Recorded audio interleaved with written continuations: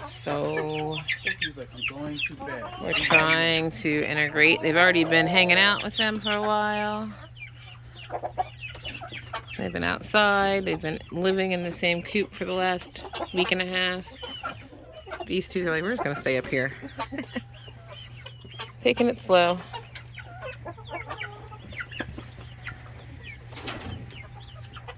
So it's like trying to integrate chicks and chickens. Sometimes they're mean. Sometimes they're not. But we're watching. 9 pullets trying to join the flock.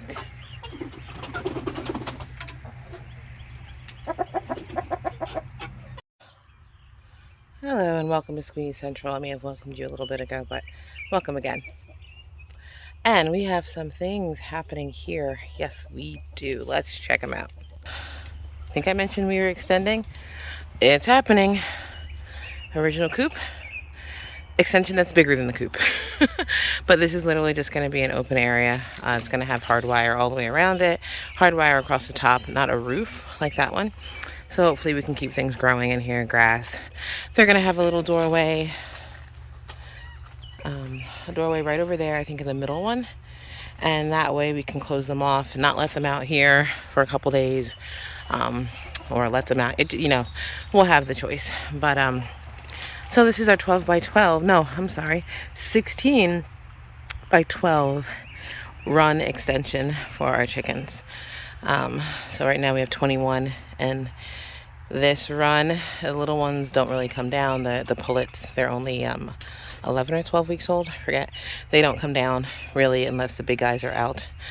But the 12 big hens are down here, and roosters, and they'll all be able to have this area when we allow them.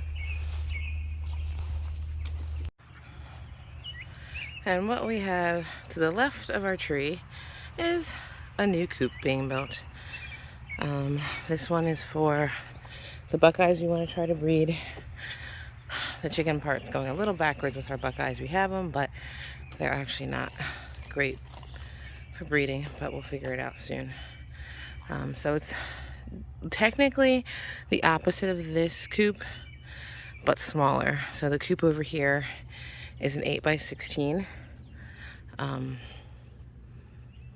Yeah, actually I think it's bigger. It might be a 10 by 16. I don't know. It looks a lot wider, but they're supposed to be about the same. Yeah, 8 by 16. This one's an 8 by 12. So that's the difference. The coop itself, the part where they sleep, is only 4 by 6, where over there it's 6 by 8. I'm sorry, this is 4 by 8. The other one's 6 by 8. So they're gonna have a lot of space. They're gonna have enough space, absolutely. Eventually, my husband has dreams and whims of creating a little exit door near the top of this wall that goes across to that tree, so he can still mow, and then allows these chickens that are going to be in this coop to go use that free range area as well. Because we will let them mix and mend when it's not the season for breeding. So we want everyone to be friendly. But for right now, it's going up. Hopefully we'll at least have this inside part done. The hardwire, for whatever reason, is not coming until 2 days from now.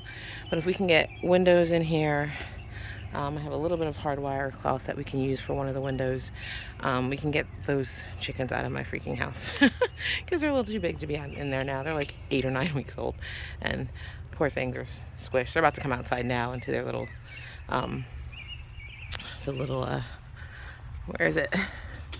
It's a, if you see way down there, it's a little kid gate area.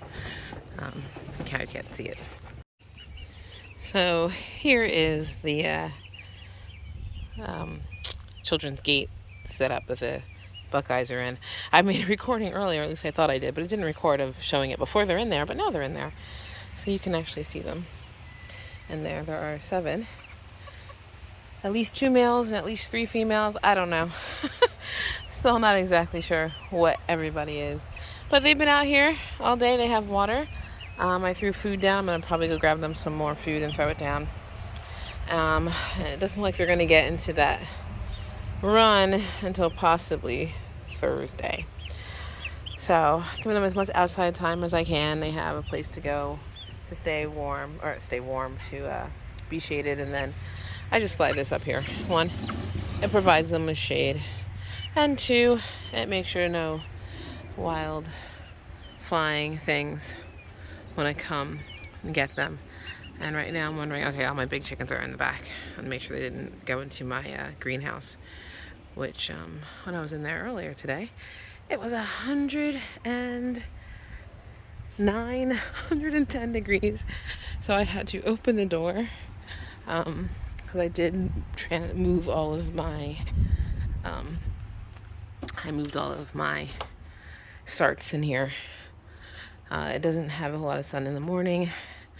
Weirdly enough, I'm going to take this down right here, but I haven't done that yet. But I gave everybody a really good water. And so I will be in here religiously every day, twice a day, watering, probably once in the morning and then in the afternoon. Because right now it still says, oh, just went up to 111. Yeah, it's warm in here. It's warm in here. But at night is the issue. So at night it won't be as warm because it's not totally sealed. And there's no windows yet, so right now it's fine. We just put the windows in anyway. But now on to show you something very interesting.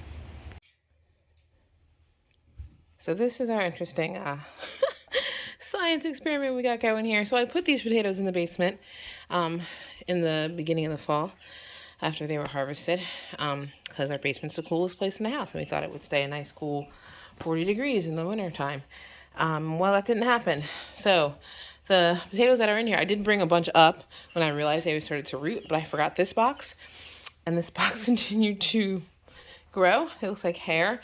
These are all about 5 to 6 feet long from these potatoes. But the potatoes aren't totally dry. They actually are still okay. Some of them, not all of them. Some of them are still okay quality to plant. So I'm taking them out, trying to wrap them up a little bit. And I'm literally going to plant them like this in the ground. And we're going to see what happens. Okay, so I'm here in Garden 1. And this bed was supposed to have Brussels sprouts and leeks and Swiss chard, but when my daughter filled it, she filled it with wood chips. She was supposed to do dirt and mulch on top, but she filled it with wood chips. And so this is very un-dirt bed at the top right now. So what I'm doing is I'm actually going to plant potatoes in here. I have 2 potato beds that are supposed to be built that aren't done yet. I don't have the soil to fill them, so I can't plant in here what I wanted to plant in here. I should have been growing by now, so I'm going to plant my potatoes in here, those long, hairy ones. What I've done so far, they took my pick fork, dug straight down, wiggled, loosened up the soil, flipped it, added some sand, since potatoes like sandy soil, added some sand in. So now I'm doing my little trenches here, and I am throwing in some all-purpose fertilizer to hopefully help them, considering there's not a whole lot of, there is dirt, like I probably got right down to close to the dirt level, but if you notice, it's like 4 inches of wood chips that still needs to decompose. So it's already wet because it was wet from before, but what I'm doing is I put in the fertilizer. So what I did was I kind of rolled up the potatoes, like I separated the hairs, and since they're so strong, I kind of just kept them together, twisted them around themselves, and I'm going to plant them just like this. Put all their little roots in there, plant like 3 across. Then I think I can get like 6 rows in here. I'm not exactly sure yet. So that is what I'm doing. I'm trying to make sure that the parts that are able to be up are up. And then I'm going to cover them like so. Cover them. Just covering them up with the dirt that I piled up on the side. And I dug my little trench. And then I'm going to, when I'm done doing all of this bed, I'm going to use this plant booster which actually helps with microbes in the soil. So hopefully it'll help build the microbes in this bed that aren't there because it's mostly wood chips. And we're just gonna pour like 3 ounces into this gallon watering jug, and then we're just gonna give it a good little dose on top. And the potatoes will suck up all that extra moisture that's in here, and hopefully they'll be able to continue to grow. I am probably gonna have to keep giving this bed fertilizer on a regular basis just because it's not gonna have a whole lot because of what's going on. At least it's not gonna have a whole lot in the beginning. So this is the experimental bed this year because I can't just leave it empty and blank, but I gotta do something so that at least it's starting to grow and work. So wish us luck. We'll let you know. So thanks for coming. I'm not gonna flip the camera around because I let my hair go a little bit wild, but thanks for coming. Have a blessed day. Zay, he's not saying goodbye either, but we'll see you later. Bye.